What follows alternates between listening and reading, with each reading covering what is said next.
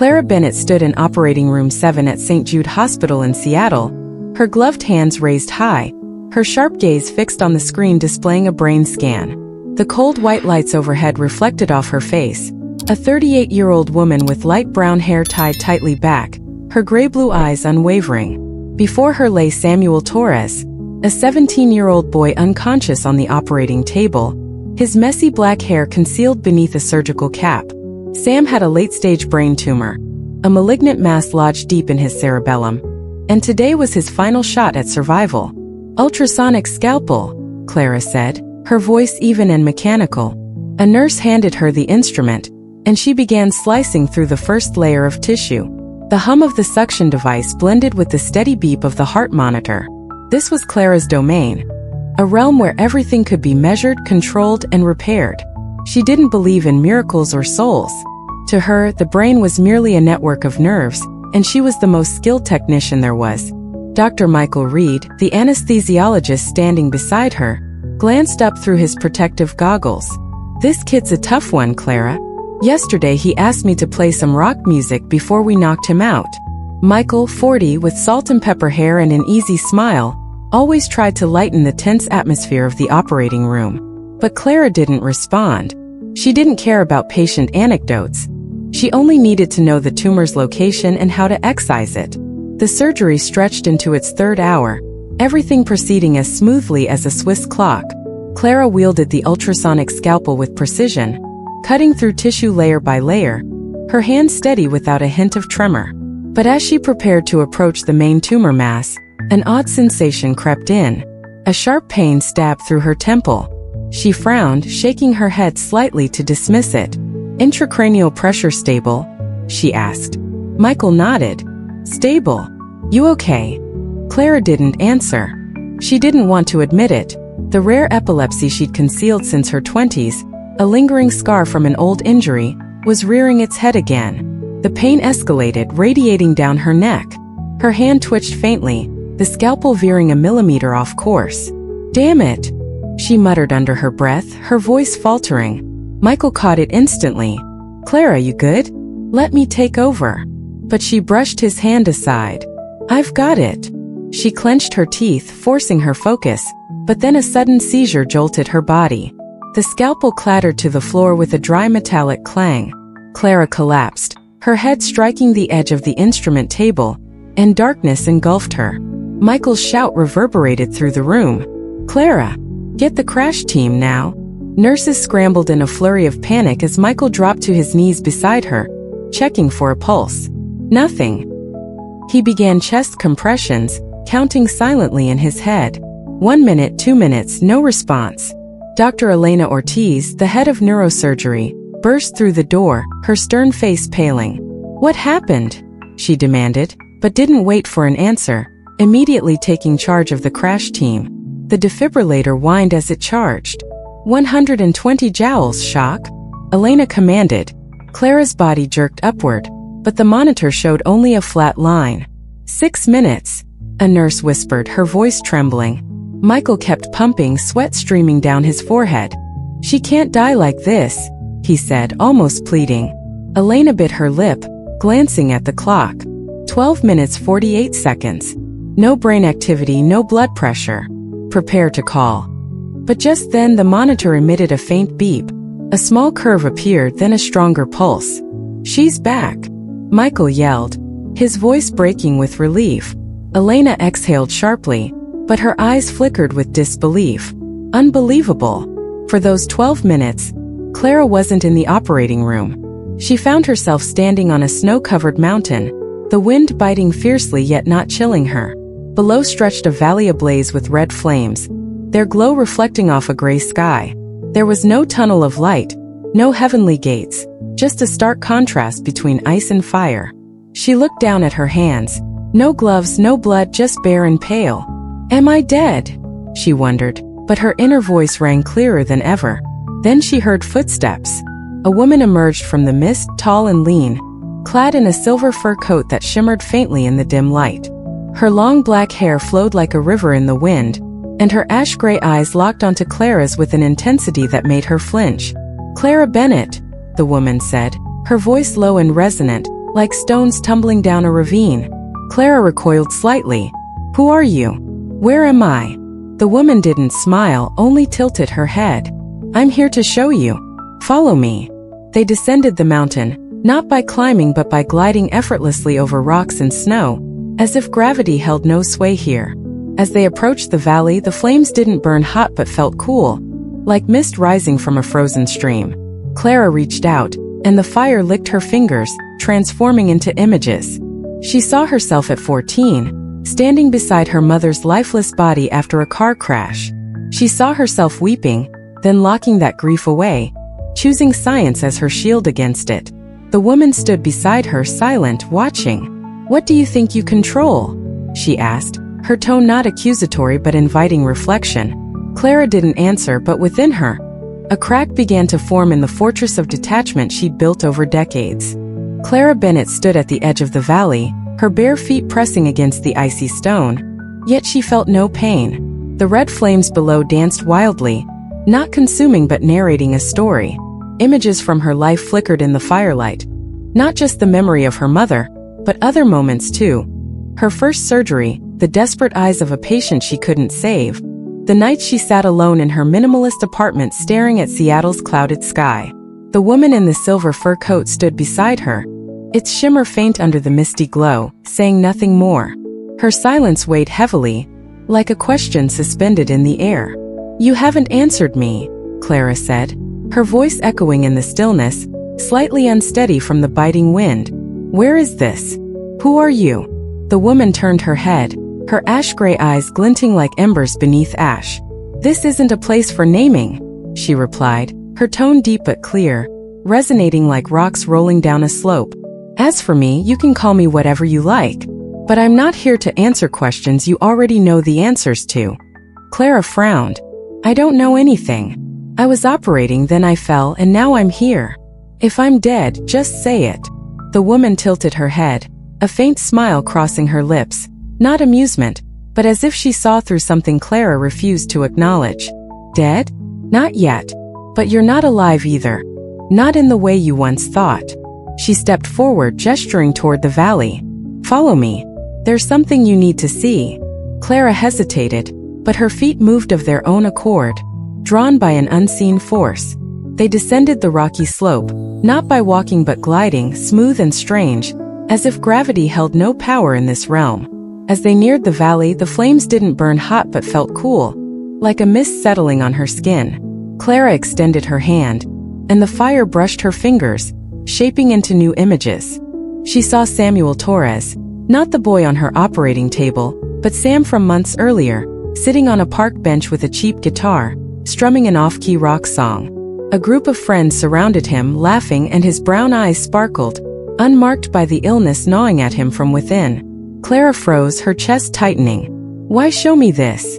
she asked, her voice hoarse. The woman rested a hand on Clara's shoulder, light yet firm. "What do you think he is to you?" she asked. Clara scowled. "A patient. I operate to save him. That's my job." The woman shook her head, her long black hair swaying like a stream flowing backward in the wind. "Your job is to cut out the tumor, but he's more than that. What do you see in his eyes?" Clara looked back at the image in the flames. Sam's brown eyes glowed, not with light, but with something deeper. Life, hope, perhaps a naive faith she'd long lost. She turned away, unease rising. "I don't need to know who he is. I don't need emotions to do this."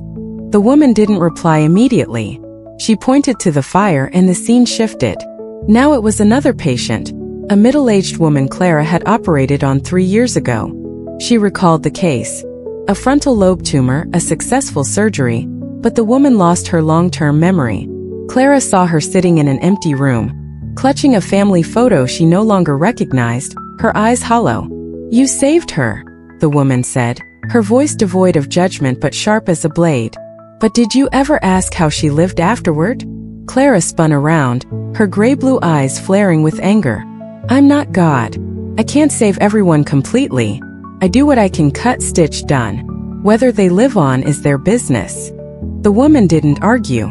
She simply gazed at Clara, her ash-gray eyes piercing through the rigid shell Clara had built around herself. They continued through the valley, the flames now rising higher, encircling them like a living ring. Clara saw more faces, patients she'd saved, those she'd lost, and others she'd refused to meet after surgery. A man begging her to explain why his son died on her table. A young woman thanking her with flowers she didn't accept. Each face cut into her mind, deeper than any scalpel had ever sliced through flesh.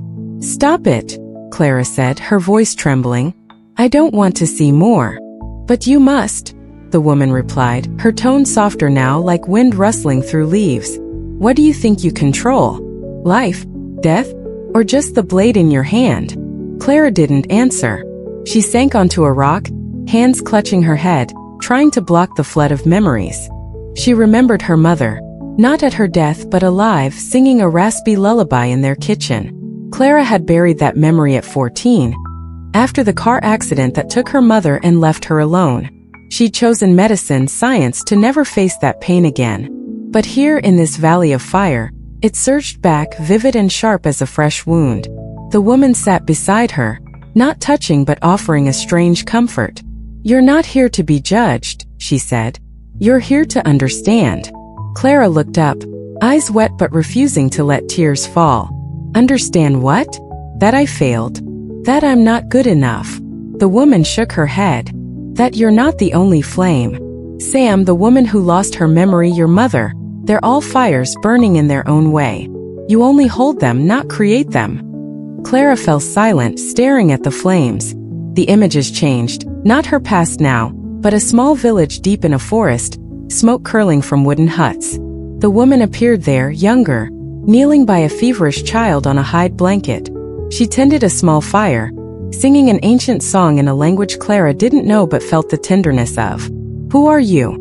Clara asked again, curiosity overtaking her anger. The woman smiled faintly, a hint of warmth breaking through.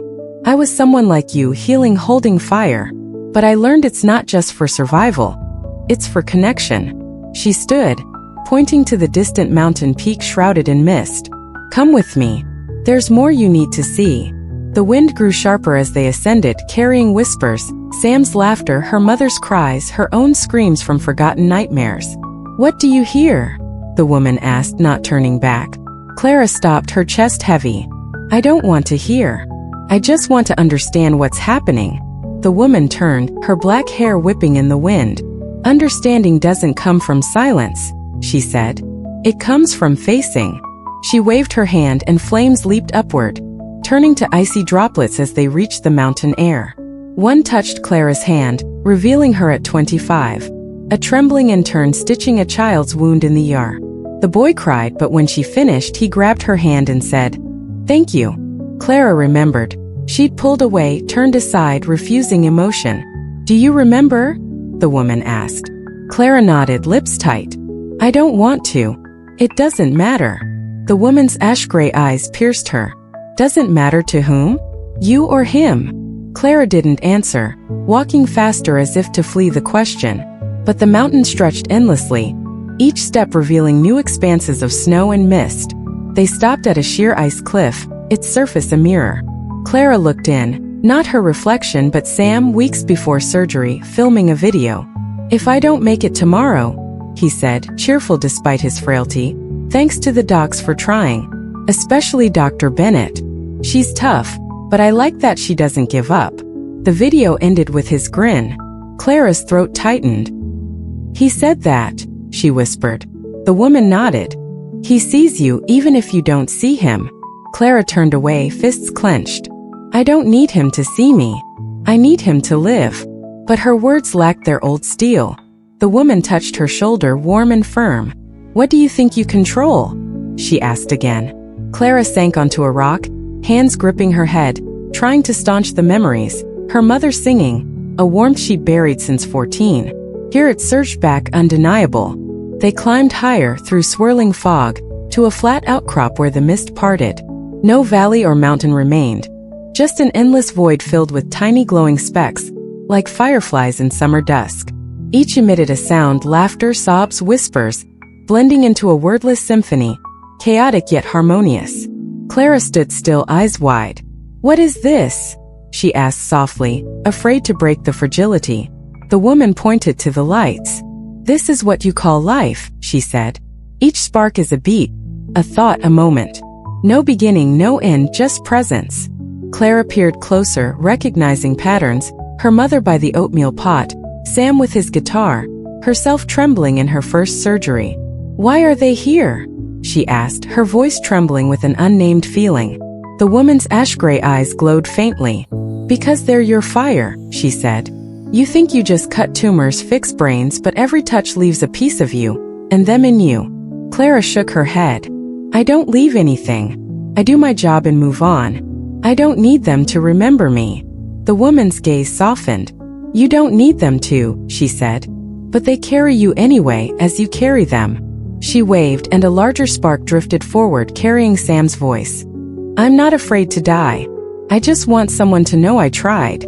Clara saw him alone, scribbling a list, learn guitar, see the ocean, thank Dr. Bennett. Her chest tightened with regret. Not for the unfinished surgery, but for never seeing his strength. The void thickened with lights, forming glowing rings. One expanded, showing her mother in the car before the crash, smiling. You'll be okay, Clara, she said, her voice a lullaby. Then came shattering glass and Clara's scream. She sank to her knees, tears breaking free after 24 years. I'm not okay, she sobbed. She was wrong. I wasn't okay losing her. The woman knelt beside her, a warm hand on her shoulder. You didn't lose her, she said. She burns in you. But you've doused your own flame to avoid that pain. Clara looked up, eyes wet but sharp. What if I go back? She asked, voice hoarse but firm. What do I do? The woman smiled, warm now. You don't have to do anything, she said. Just let your fire burn. Not for them but for you. She pressed her hand to Clara's chest, where her heart had stopped. Warmth spread, gentle as a lantern in the dark. You've held fire for others too long, she said. Now let it warm you. The void faded, light scattering like falling stars. Clara felt a pull, soft but insistent. Will I remember this? She whispered. The woman tilted her head. You don't need to. You'll carry it. The last thing Clara saw was the silver fur coat blending into the mist, the woman's voice echoing. Go. Your fire still burns. Clara Bennett felt herself falling. Not plummeting into an abyss, but drifting through a soft void, as if carried by a gentle current back to shore. The low, warm voice of the woman in the silver fur coat still echoed in her mind. Go, Clara. Your fire still burns. She didn't resist. For the first time in her life, she let herself flow, needing neither control nor explanation. Then darkness enveloped her, warm and comforting, like the old wool blanket her mother used to drape over her on cold winter nights in Seattle. She no longer saw the woman, but her words lingered. Suddenly, a faint shimmer broke through, and Clara found herself standing in a vast cave, its stone walls glimmering with pale blue light from hidden mineral veins. The biting wind was gone, the red flames absent. Only a profound stillness remained, deep as the ocean floor. She stepped forward, her bare feet pressing against the cold, smooth stone, polished by centuries unseen. The cave had no visible exit, but at its center lay a small pool, its surface mirror flat, reflecting the blue glow of the walls. Clara knelt beside it, peering in, expecting her own face, but instead saw the woman, not in her silver fur coat, but in simple rough-spun garb, kneeling by a feverish child in a wooden hut, her hands clutching dark roots. The image blurred and reformed. The woman now stood in a forest, singing an ancient song under a starlit sky, her ash-gray eyes lifted upward. Are you here? Clara called, her voice bouncing off the cave walls, layering into overlapping echoes. A figure emerged from the shadows, the woman once again in her silver fur coat, her long black hair cascading over her shoulders like a flowing stream. I'm always here, she replied, her tone deep yet clear like water over stone. Clara stood, her gray-blue eyes flickering with curiosity and doubt. You just said I'd carry the fire. But I don't understand. Who are you to know me, to know everything about me? The woman sat by the pool, her fingers brushing its surface, sending faint ripples outward. I have no name you need to know, she said. But if you must, call me a keeper of fire. I lived once like you in a place where time meant something different. I healed, not with knives or machines, but with what the earth and sky gave me. Clara frowned, sitting across from her. A doctor from ancient times? A healer. The woman smiled faintly, not with joy but with the weight of memory. I was a listener, she said. I heard the child's cries, the wind through the trees, the fire's crackle at night. And I kept it so it wouldn't fade. She waved her hand over the pool, and an image rose. A small village nestled in a deep forest, smoke curling from wooden huts. Clara saw the woman, younger, kneeling by a feverish child on a hide blanket, crushing roots in a stone bowl. A mother, her face etched with worry, sat beside, clutching her child's hand. The woman sang, her raspy voice gentle, and the child's breathing steadied, sweat beading on its brow. Night passed, and as dawn's first light pierced the leaves, the child stirred, weak but alive. The mother wept, embracing the woman, but she only nodded, stood, and walked into the forest, her stone bowl empty. I didn't save it from death, the woman said, her ash-gray eyes meeting Clara's. I saved it from loneliness. That mother needed her child, and it needed her. I was just the bridge. Clara sat quietly, trying to grasp it. But how? She asked. No medicine, no tools, just roots and a song. It's not logical. The woman tilted her head. Your logic is knives and data. Mine was warmth and time. Both heal in their own way. Clara stared at the pool as the image faded. Then why show me this? I don't sing, I don't sit by fires. I cut brains, fix nerves. I'm not like you. The woman stepped closer, her ash-gray eyes deep as the cave itself. You don't need to be like me, she said. But we both hold fire. You with your hands, me with my heart. The question is, who do you hold it for? Clara furrowed her brow. For my patients. I save them. The woman shook her head, her black hair swaying like waves. You save them from death, but have you ever saved them from fear? From emptiness? She pointed to the pool, and a new image appeared. Samuel Torres, not in the park or hospital, but in a dream. He stood on a beach, waves lapping at his feet, strumming his guitar, singing off-key but with passion. A hazy figure joined him, Clara in her white coat, silent, a quiet guardian. He dreams of you, the woman said. Not because you saved him, but because he feels you don't give up. Clara's chest tightened, as if a stone pressed against her revived heart.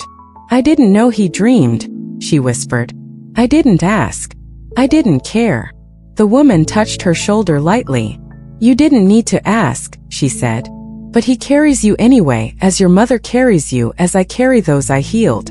We don't live alone, Clara. The cave trembled faintly, as if her words stirred the stone. The woman rose, leading Clara deeper into the shadows. The pool vanished behind them, and ahead loomed a massive stone wall etched with strange patterns, circles, spirals, figures holding fire. Where is this? Clara asked. The woman touched the wall, and the carvings glowed with pale blue light. Where all pain and hope meet, she replied. No past, no future, just a circle. Voices rose from the wall. Not one but hundreds, thousands blending together. Clara heard her mother. You'll be okay, Clara, soft as a lullaby. Sam. I know she doesn't give up. And another, faint but firm. Dr. Bennett, I haven't forgotten you. It was the middle-aged woman who lost her memory after surgery. Clara remembered her, but never thought she'd remember Clara. Now her voice rang out, warm, not accusing. Do you hear? The woman asked. Clara nodded, tears tracing her cheeks unnoticed. Are they here? She asked. The woman nodded. They're here in you and me, in every flame that doesn't die. She pressed her hand to Clara's chest again. You don't need a knife to heal, she said. You just need to let them know they're not alone. Clara felt warmth spread from the woman's touch, gentle as a hearth's glow. What do I do when I go back? She asked, voice hoarse but steady. The woman smiled, a hint of joy breaking through. Live, she said. Not with a knife, but with your fire. The cave shuddered again as the woman stepped back, guiding Clara to another corner where the wall parted into a narrow crevice. They passed through and the space shifted. No more blue light, just deep darkness dotted with tiny glowing specks, like stars in an endless night. The voices from the wall grew clearer, distinct now. Her mother's lullaby, Sam's hope, the memory-lost woman's gratitude. They surrounded her. What do you hear? The woman asked again, standing beside her in the starlit dark. Clara nodded, tears falling freely. They're all here with me, she said, voice breaking. I didn't know them, not really. I just did my job. The woman rested a hand on her shoulder, warm and steady. They're your fire, she said. You don't need their names or faces. Every time you touched them, you left a piece of yourself, and they left one in you.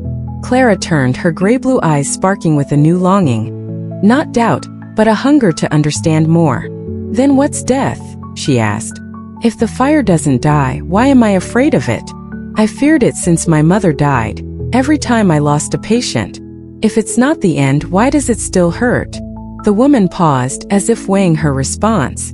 Then she waved her hand, and the starry darkness dissolved into a new realm. A burning field, flames red and alive but not consuming, dancing like ocean waves. Death isn't an end, she said, her voice low like fire crackling through wood. It's a door, not to close but to open. You fear it because you think it takes your fire away. Clara gazed at the field, seeing shadowy figures in the flames. Her mother, the man the woman had saved, countless others. They didn't scream or writhe. They stood, their eyes bright with the fire they carried. What do you see? The woman asked. Clara inhaled deeply, her voice steadier. I see them living, not with bodies but with something else. The woman nodded, her ash-gray eyes twinkling like stars. They live through what they leave behind. Love, pain, hope. Death doesn't steal the fire, Clara. Only you can do that by locking it away. Clara's chest tightened, not with pain but with a truth she couldn't deny. She'd locked her fire since her mother's death, using science as a barricade against it. The woman led her through the burning field, flames brushing her feet without scorching, only warming her oddly. They stopped before a charred ancient tree, its trunk black but its leaves green, untouched by the fire's reach. What's this? Clara asked. The woman touched the trunk and the flames flared, forming an image, Clara not in the ore, but in a future yet to come, sitting by Sam's bedside, holding his hand, listening to his dream of the sea. This is your fire, the woman said. Not the knife, not the tumor, this moment. Clara stared, tears streaming as she smiled. A first in this realm. Can I do that? She asked. The woman nodded. You already have, in his heart. You just haven't seen it. The field trembled as the woman stepped closer, her ash-gray eyes meeting Clara's with unwavering clarity. What do I do when I go back? Clara asked again, her voice firm despite its roughness. The woman's smile warmed fully now. Live, she said. Not with a knife but with your fire. Listen. Not just with your ears but with your flame. Hear Sam, hear those you've saved, hear yourself. Don't lock it away anymore. The burning field began to fade, flames dissolving like smoke in the wind. The tree stood firm, its green canopy reaching upward, but the image of Clara and Sam blurred away. A strong pull gripped her like a hand from afar. She turned to the woman, urgent. Where will you be when I'm back? The woman tilted her head, her eyes glowing like the last star in the night. I don't go anywhere, she said. I'm a keeper of fire.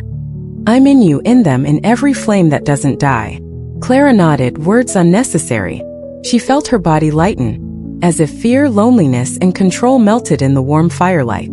The woman remained, her silver coat blending into the fading dark, her voice a final echo. Go, Clara. Your fire still burns. Clara smiled, not from relief but from hope, and let the pull take her through the field, the cave, back to where she'd left off, carrying a fire she no longer feared. Clara, you're awake, Michael shouted, his voice breaking with relief, tears streaming down his cheeks. He gripped her hand tightly, his other hand clapping Dr. Elena Ortiz's shoulder beside him. Elena, she's alive. 12 minutes with no heartbeat, and she's alive. Elena, the stern head of neurosurgery, stood pale-faced, her brown eyes wide with astonishment. Unbelievable, she murmured, her trembling hand clutching a clipboard. Clara blinked, taking in her surroundings, the ICU, the cold white lights, the familiar sting of antiseptic in the air. She was back, but everything felt different. She tried to sit up, but Michael held her down. Stay still, Clara. You were clinically dead for 12 minutes 48 seconds.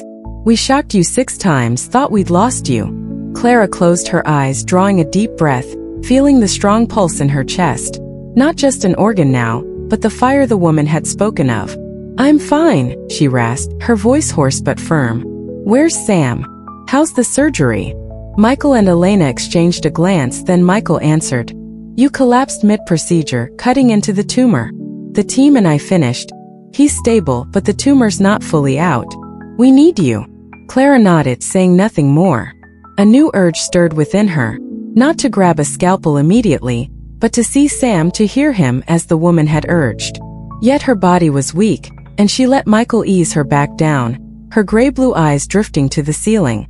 In her mind, the burning field, the green-crowned ancient tree, and the ash-gray eyes of her guide remained vivid, a reminder she couldn't shake.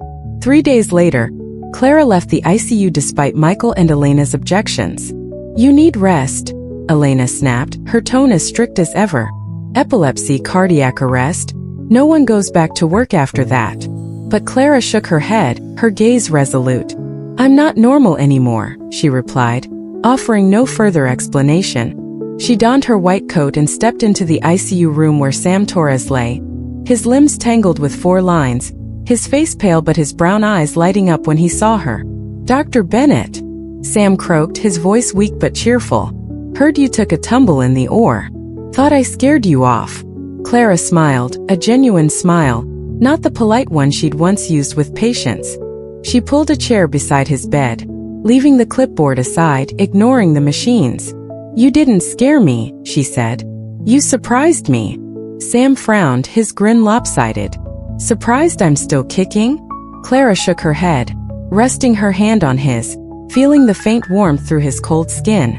Surprised you're stronger than I thought, she said. What do you dream of while you're here, Sam? The question slipped out naturally, a stark contrast to her former detachment. He blinked, caught off guard, then chuckled softly. The ocean, he said. Playing guitar on the beach, hearing the waves. Sounds dumb, right? Clara shook her head, her eyes softening. Not dumb. Promise me, if you get out of here, you'll do it. Sam's brown eyes sparkled with hope. You'll get me out, won't you? Clara nodded. Not the certain promise of a surgeon, but the shared vow of a firekeeper. I'll try, she said. But you've got to keep your fire burning, okay? He nodded, not fully grasping her meaning, but his smile told her his flame still flickered. 2 weeks later, Clara returned to the operating room, not to rush Sam's surgery, but to prepare. She ordered another MRI, meticulously studying the tumor's edges with Michael. You're different, he said, peering at the scans. You'd have gone straight in before, no waiting. Clara met his gaze, her eyes gentler now. I don't want to save him with a knife anymore, she said. I want to save him with time.